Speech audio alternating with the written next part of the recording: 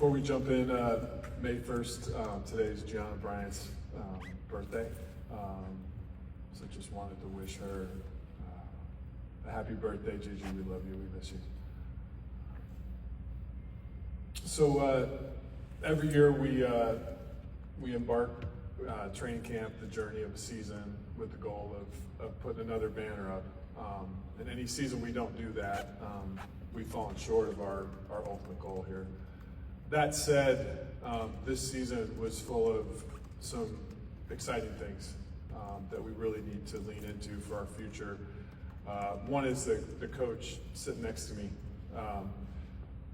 JJ brought just a complete revival of energy and incredibly hard work ethic, attention to detail, a spirit to our team, to our group, to our franchise, as a rookie coach that we haven't seen in a long time. And our level of confidence, my level of confidence, couldn't be higher. He's a great partner to work with. He's an incredible basketball mind, and I know that every year for him will be things to celebrate and learning lessons, and that's just who he is. So that's exciting for the Lakers, for our fan base, and for our future. Second to that, we made a significant and historical transaction at the trade deadline, bringing Luka Doncic here. It's incredibly exciting to have the promise of him and our next decade of Laker basketball with being able to build a team around him and him being at the center of our franchise. Our partnership with him has been incredible. We're appreciative and grateful, and can't wait to get to the work really starting today of getting ready for next year.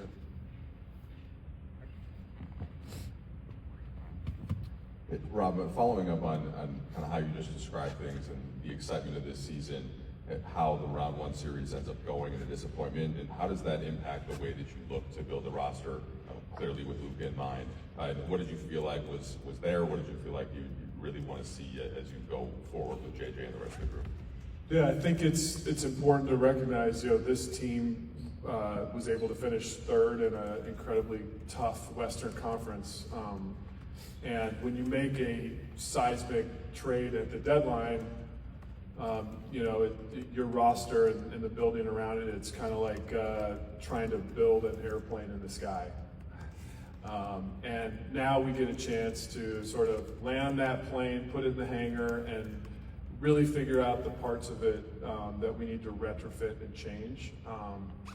And that's what we'll do. Lots of things to learn. I think when you make a huge trade at the deadline where you trade your starting center for a point guard, of course that's going to create significant issues with the roster, and we saw some of those play out. We know this offseason, one of our primary goals is going to be to add size in our front court at the center position, and that's going to just be part of the equation. We have, multiple free agents too. Obviously, those questions will get answered in July and in August. But we know we have a lot of work to do on the roster, and it'll look different next year for sure. And then JJ, you went through the pain of the season ending as a player, and just kind of wonder how you respond even a day later, and what your approach is as you now enter this offseason with some of what Rob had in mind as well, and the building the roster and kind of the excitement towards year two. Yeah, I would just say, coming in the building today, sort of an eerie, familiar feeling. I've always felt like a team is a living organism, and that season, you've got to feed the organism, and you hope that it's healthy. Certainly every organism has some chronic issues, and you try to address those. And then when you come in after the season, it feels like a funeral, and it feels like the death of that organism, and that's, in a moment of reflection this morning, I think that's the sad part and the disappointing part, because, we wanted this group to have an opportunity to play for a championship. We didn't obviously deliver on that. As a player, I can remember vividly a season ending in the playoffs, get on the plane, flight back, it's quiet. You're writing down everything you want to be better at. And it's no different as a coach. And I think that's where my mind goes today. Immediately, it's how can I be better? And I'm going to take a lot of time. And thankfully, this off season, I have I have more time than last off season to really self-evaluate and listen to my coaching staff, listen to players, listen to feedback from RP, and figure out ways I can be better and ways I can help get us closer to that ultimate goal of hanging banner number 18. Coach, you're talking about ways of getting better. And in your mind, what are some of the ways this team needs to get better in order to get back and get another flag? I think I'll start with the offseason and the work that's required in an offseason to be in championship shape. And, we have a ways to go as a roster. And certainly there are individuals that were in phenomenal shape. There's certainly other ones that could have been in better shape. That's where my mind goes immediately is we have to get in championship shape. And then, I know Rob talks about the roster. Look, I think this group, we figured out a way to make it work. And I had full confidence in all the guys. And you certainly want individual improvement, but then you got to figure out whatever that roster looks like on October 1st. Again, it's resetting. How do I maximize this group? How does our coaching staff maximize that group? And it could be different, May 1st, June 1st, July 1st, August 1st. We have to be prepared for that. And ultimately, it's about trying to maximize the group, whatever that group looks like. Rob, a question, I guess, kind of big picture. When you look at the core with Luka and LeBron and Austin, did anything change in how you view those three as being kind of tentpoles of what you're doing based on the first round exit? And I guess how would you assess where they were as a unit, those three players, and how they fit together? Yeah, the level of confidence in Austin Reeves, LeBron James, and Luka Doncic is at an all-time high still, so no change in how we feel about those three guys. And in terms of assessing it, we lost this series, so we did not accomplish what we wanted to do, which was win in this series. But in every series, to me, it's like a game of chess. You learn, and then when you get to play the game the next time, you're better. But I think those three guys have incredible promise playing together, and we will collectively do a better job to make sure they're surrounded with the right pieces to have ultimate success. And we talked at the beginning what ultimate success is here, and we're going to put in the work to allow that group of guys to win a championship. And then for JJ, we sat with you on your first day on the job, and we kind of outlined in a lot of ways what the style you wanted to play and different things like that. Obviously, it changed 20 or 30 times it felt like during the season. Was there anything about maybe sustainability about playing small for extended stretches or anything like that you feel like you'll take out of the season into philosophy about the game and about coaching it in the future?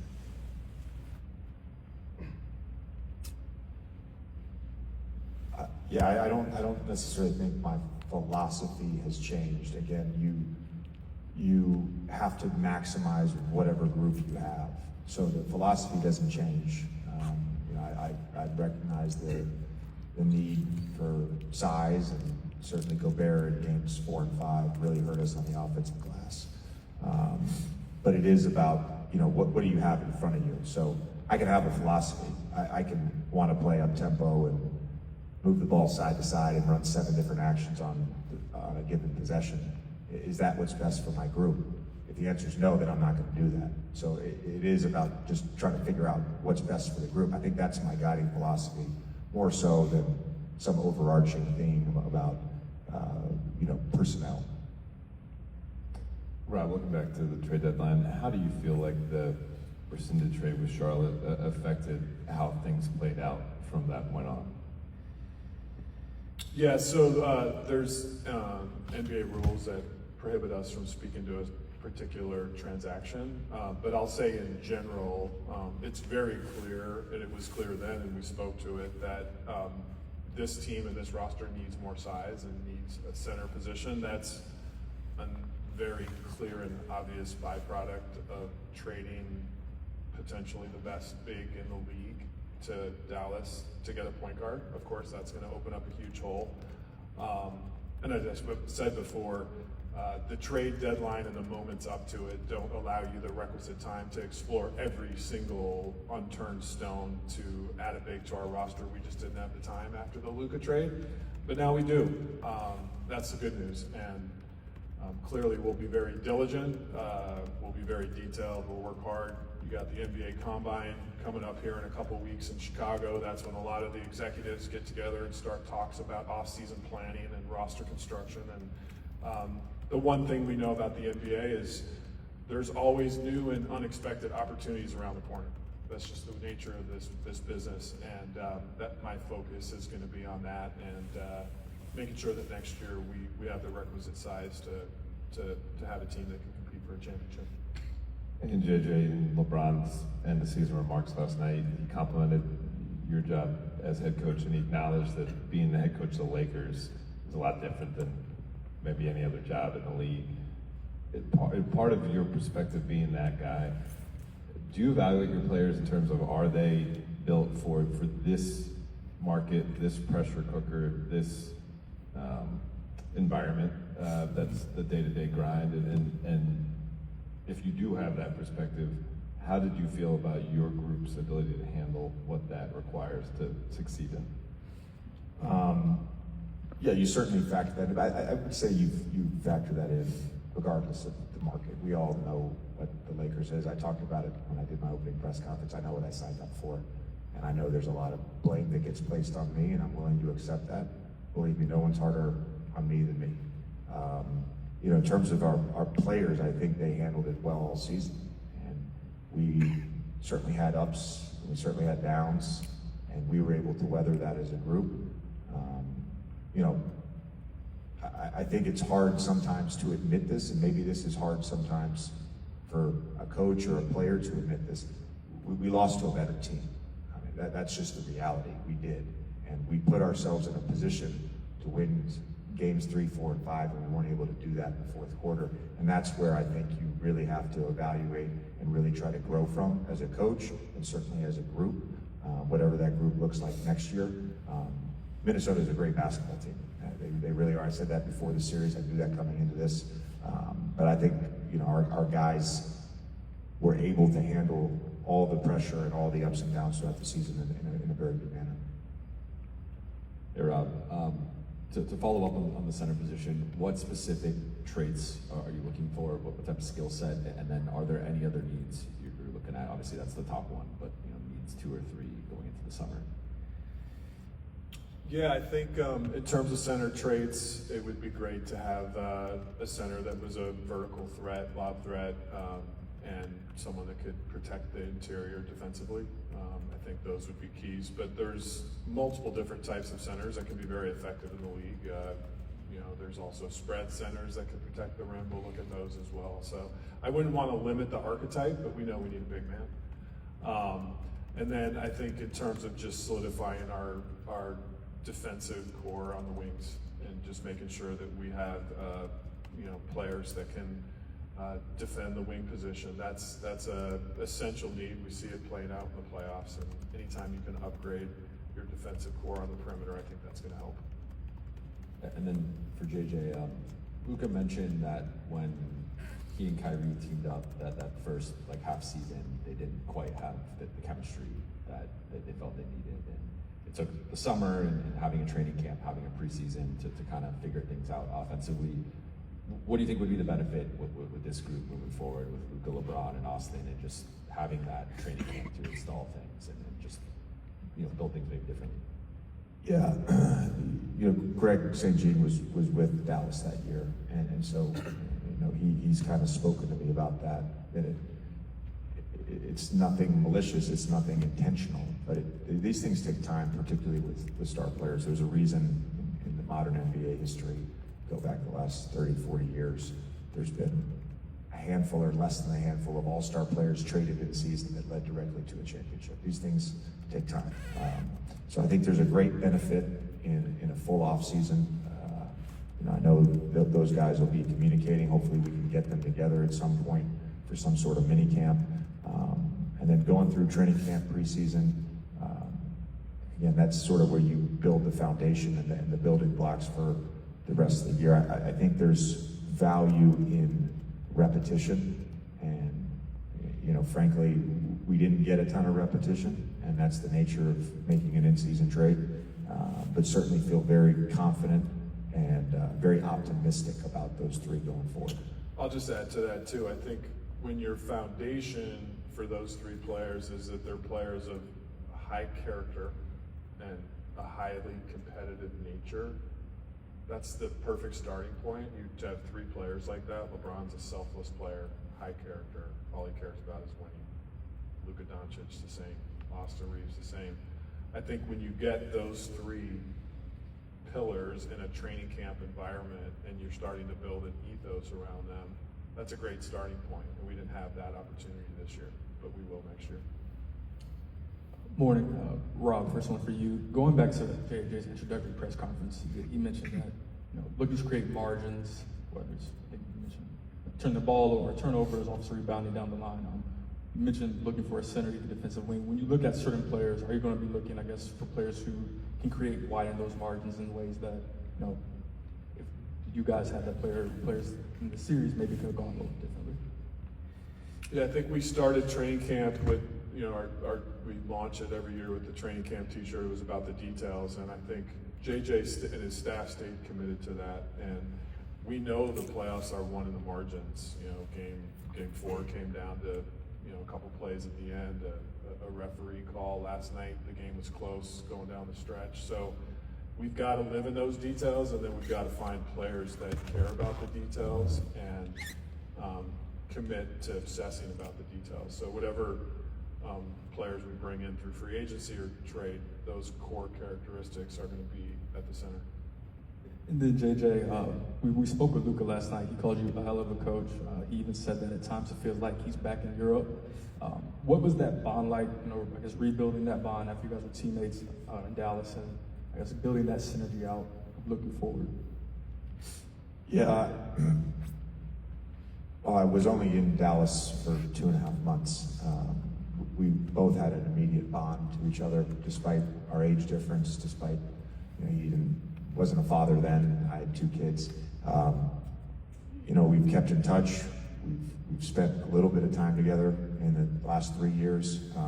So I think that bond that was already there gave us a great starting point as a player coach. I think our first conversation when he flew into LA that night, he wants to be coached. He wants to be held accountable. And I think, he's expressed to me, and what I've expressed to him is very similar. I want to bring out the best version of Luka, and that's what he wants from me. And so that's the partnership going forward. That's the expectation, and that's sort of the baseline of what we're trying to do. Let's try to bring out the best version of Luka, and hopefully win a championship doing that. I guess this could either be for Rob or JJ. Given that center depth and size was going to be an issue, regardless heading into this series, and Alex never really gained any traction in the rotation, what was the thought process behind not converting either Trey or Christian? Just that we thought Alex was a good player that deserved to be on our roster. And then the coach, ultimately, JJ's going to make the decisions of who plays and who doesn't. My question is for Rob. Bronny and Dalton were the rookies added to the roster, and they contributed to the team. What did you think of their first season of development here? Yeah, we talked a lot in training camp about leaning into development, and I think you saw great growth from Bronny and Dalton. I think taking them separately, Bronny's work with South Bay Lakers was, you can look at the numbers and see his trajectory and growth and maturity. Super impressed with the way that our coaching staff wrapped around him, led by Coach Ty and Bronny, having a great relationship, seeing how they work, seeing how they broke down film. He's a guy that shows up every day trying to get better. We appreciate that quality about him, and it played out. And Dalton too, I think He continued even when he fell out of the rotation as the stretch of the season played out in the playoffs. He was in the gym every day, leading Stay Ready group, bringing a constant energy.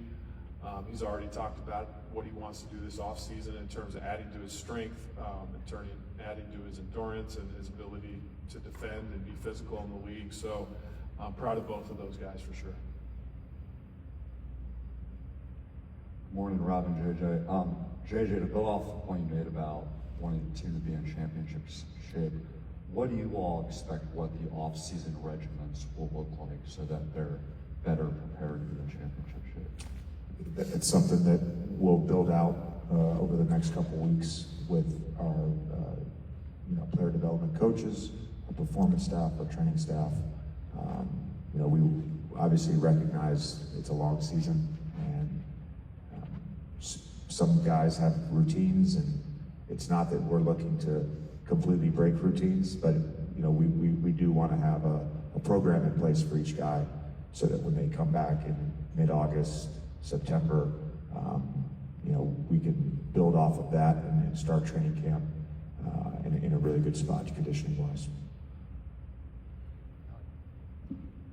JJ, back here. I know from day one, more of a philosophical question. You talked about wanting to instill a level of joy in your foundation. Last night, you heard a lot of guys talk about, despite the result, the excitement of wanting to come to work every single day. Just through your lens throughout the season, how would you kind of assess their willingness to embrace that philosophy of yours, and how do you take that to the next level? From my lens, we had a group of people from coaches, players, performance, training staff, our culinary staff. We had a group of people, our equipment staff, who enjoyed coming to work every day. I said this to PJ Carlissimo last year during the playoffs. We were at dinner after one of the Eastern Conference Finals games, and he was talking about me coaching, and I said, there's two things that I think are guiding my coaching philosophy. One is, do you maximize the group?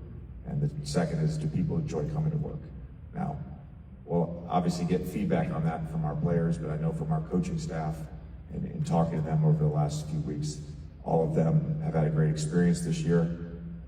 Largely that's because we have great veteran leadership with Scotty and Nate and a great group of people.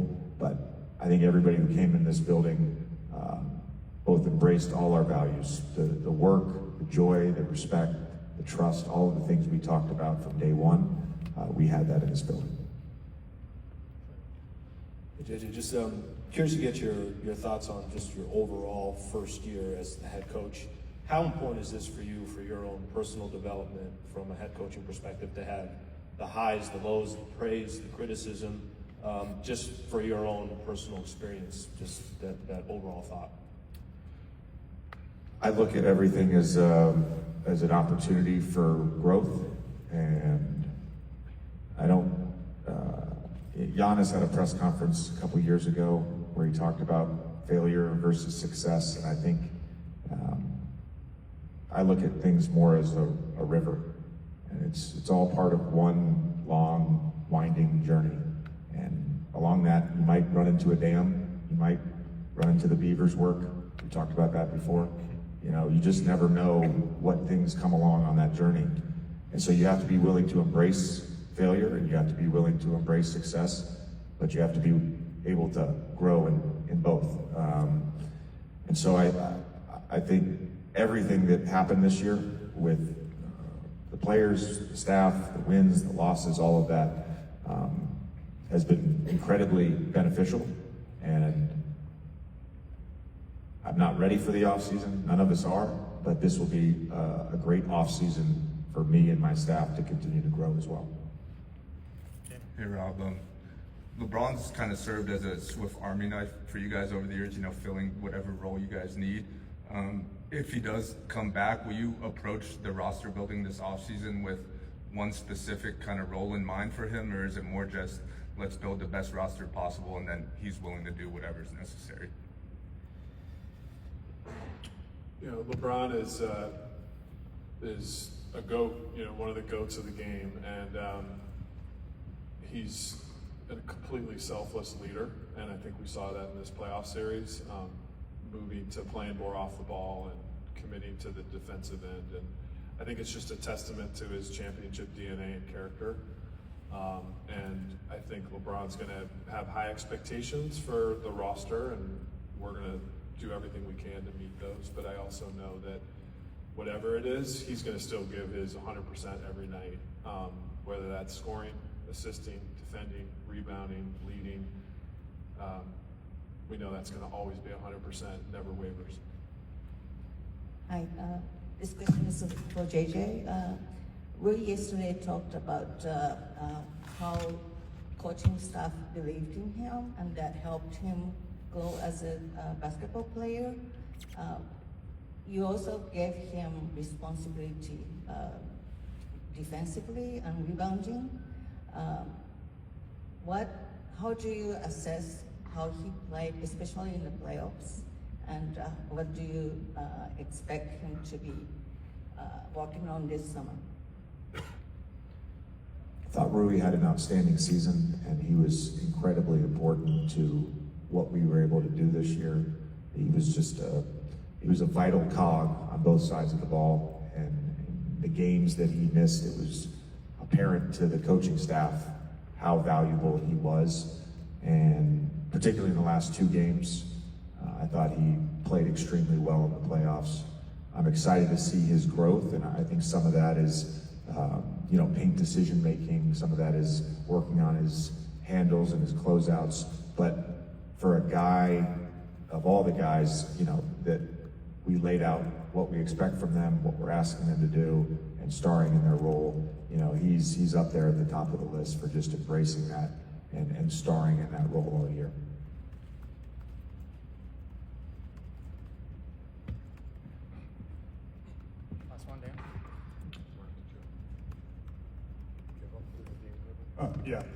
Rob, I'm curious, kind of, you went into last summer with the aprons and dealing with some of the new limitations of the CBA. I'm curious, what were some of the team building lessons from that experience?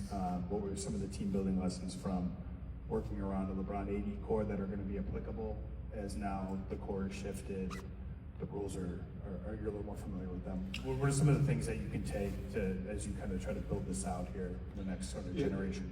I think anytime there's a new system put into place, it's going to take some time to kind of figure out what the aftershocks of the new system are. And there was a lot of talk last year about the restrictions of the first apron and the second apron, and there was people trying to forecast what the trade deadline might look like 2 months before the trade deadline came, and then all of us witnessed it was not only for the Lakers but for the league in general, like a huge and historic trade deadline. So I think the lessons of the system are there's still ways to transact, and I think this offseason too, there's going to be a lot of movement around the NBA. It just feels that way.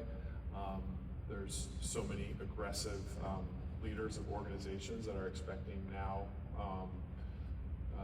success, and so I think there'll be a lot of opportunities for us to look at. I really do. I'm excited about the offseason and what will come our way.